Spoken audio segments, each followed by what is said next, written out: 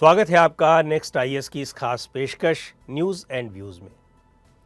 5 देशों के alliance BRICS के मेंबर्स की संख्या बढ़कर अब 11 हो जाएगी। Argentina, Egypt, Iran, Ethiopia, Saudi Arabia और यूनाइटेड अरब अमीरात को अगले साल जनवरी में ब्रिक्स की मेंबरशिप मिल जाएगी। इससे पहले ब्रिक्स के एक्सपेंशन के नेचर और स्कोप को लेकर कुछ इंटरनल कॉन्फ्लिक्ट्स थे, लेकिन बाद में मेंबर कंट्रीज़ ने इस एक्सपेंशन को हिस्टोरिक करार दिया, खासकर चाइना के प्रेसिडेंट शी जिनपिंग ने। पर सबसे बड़ा सवाल यह है कि इस एक्सपेंशन से इन कंट्रीज़ के कॉमन इंटरेस्ट्स का एक्सपेंशन कितना हो पाएगा। न्यूज़ एंड व्यूज़ के आज के एपिसोड में इसी टॉपिक पर चर्चा होगी। ब्रिक्स का फॉर्मेशन 2009 में हुआ था और इसके फाउंडर मेंबर्स में ब्राज़ील, रशिया, भारत और चाइना शामिल थे। बाद में साउथ अफ्रीका को भी इसमें जोड़ा गया। इन सभी कंट्रीज़ को वेस्टर्न कंट्रीज़ की लीडरशिप में चल रहे वर्ल्ड ऑर्डर के जवाब के तौर पर देखा गया। खासकर चाइना इस वर्ल्ड ऑर्डर पर वेस्टर्न कंट्रीज़ के डोमिनेंस को तोड़ने की पूरी कोशिश में लगा है। कई देशों ने ब्रिक्स में शामिल होने के लिए अपना इंटरेस्ट शो किया था, लेकिन फिलहाल 6 कंट्रीज़ को ही अभी एंट्री मिल पाई है।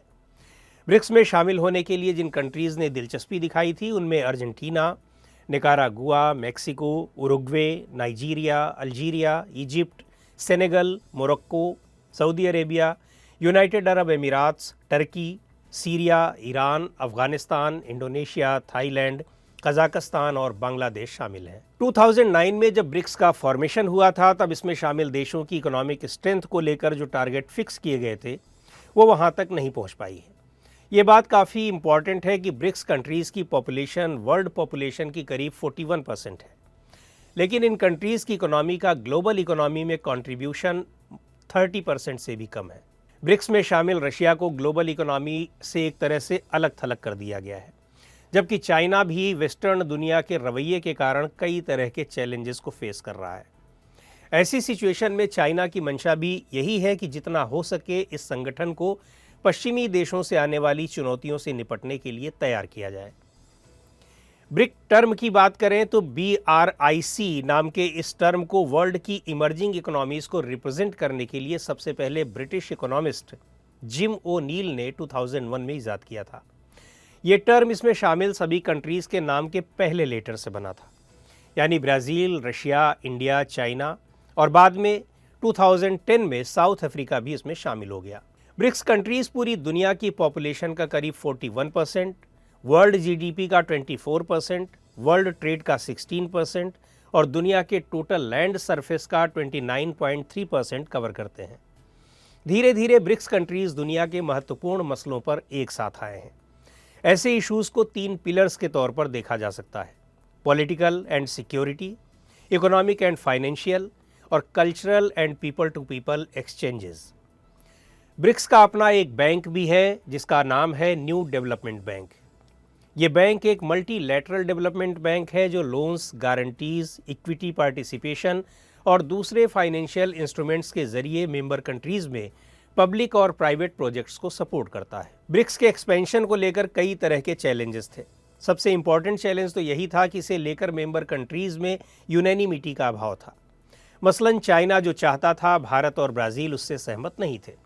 चाइना इसे एंटी वेस्ट के टूल के तौर पर तैयार करना चाहता था, जबकि भारत एंटी वेस्ट नहीं बल्कि नॉन वेस्टर्न ग्रुप के तौर पर देखना चाहता है। इसी तरह 5 देशों के बीच स्टैंडर्ड्स, क्राइटेरिया और प्रोसीजर्स को लेकर भी मतभेद थे। हालांकि अब सहमति बन चुकी है, लेकिन 6 नए देशों की एंट्री के बाद अब इसका नया नाम क्या होगा ये देखना भी बेहद दिलचस्प होगा। द न्यू डेवलपमेंट बैंक पहले से ही रशिया पर लगे प्रतिबंधों की वजह से चैलेंजेस का सामना कर रहा है। इसके बाद अगर विस्तार होता है तो जो नया ग्रुप बनेगा उसके ग्लोबल पॉलिटिक्स के बीच नए गोल्स को तय करना होगा। फिर जितना बड़ा ऑर्गेनाइजेशन होता है उसमें इंटरनल कॉन्फ्लिक्ट की संभावना भी बढ़ती जाती है। चूँकि ब्रिक्स का प्लेटफॉर्म कंसेंसस के बाद ही आगे बढ़ता है, ऐसे में चाइना के लिए अपने एजेंडे को आगे बढ़ाना मुश्किल होगा। द न्यू डेवलपमेंट बैंक को 2014 में इस्टेब्लिश किया गया था। इसका मकसद इमर्जिंग इकोनॉमीज़ में इंफ्रास्ट्रक्चर और सस्टेनेबल डेवलपमेंट प्रोजेक्ट्स को सपोर्ट देना है। इस नज़रिए से देखा जाए तो पूरी दुनिया में करीब 100 प्रोजेक्ट्स को इस बैंक ने 33 बिलियन US की मदद दी है। इसके अलावा NDB की इमरजेंसी असिस्टेंस फैसिलिटी ने कोविड के दौरान मेंबर कंट्रीज़ की काफ़ी मदद की। कोविड महामारी के नियंत्रण के लिए ब्रिक्स बैंक ने कोरोना वायरस कम्बैटिंग बॉन्ड और 2 कोविड रिस्पांस बॉन्ड्स जारी किए थे, जिनकी कुल कीमत करीब 3.5 बिलियन यूएस डॉलर्स थी। लेकिन इतना होने के बावजूद न्यू डेवलपमेंट बैंक की ज़्यादातर सफलता अपेक्षाकृत छोटे प्रोजेक्ट्स तक ही सीमित रही है। इसमें प्रोजेक्ट्स के इम्प्लीमेंट्स और गवर्नेंस से जुड़ी कुछ चुनौतियां भी आई। बढ़ते इकोनॉमिक और स्ट्रेटजिक कंपटीशन के कारण भी ब्रिक्स बैंक को चैलेंजेस का सामना करना पड़ रहा है।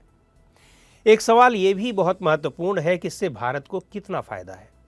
तो निश्चित तौर पर कहा जा सकता है कि भारत को भी इससे कई तरह के फ़ायदे हैं, जिनमें रीन्यूएबल एनर्जी और इंफ्रास्ट्रक्चर सेक्टर्स में मिलने वाले फ़ायदे सबसे प्रमुख हैं।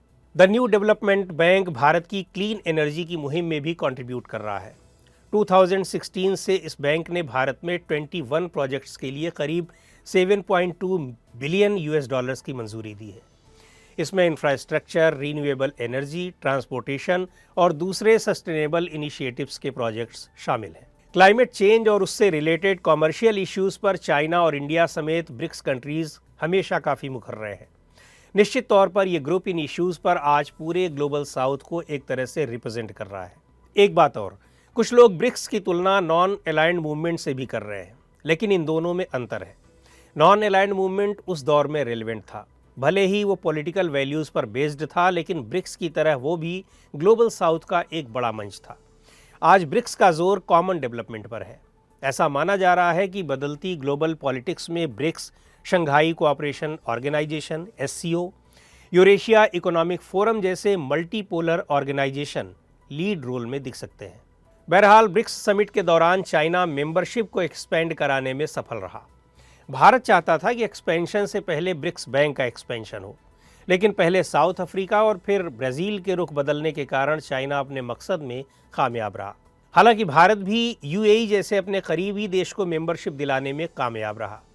चीन ब्रिक्स को एंटी वेस्ट लॉबी के तौर पर भले ही शो करना चाहता हो, लेकिन भारत अमेरिका के साथ अपने रिश्तों में बैलेंस बनाता नजर आया। तो आज के इस एपिसोड में इतना ही। अगले एपिसोड में फिर मिलेंगे एक नए टॉपिक के साथ।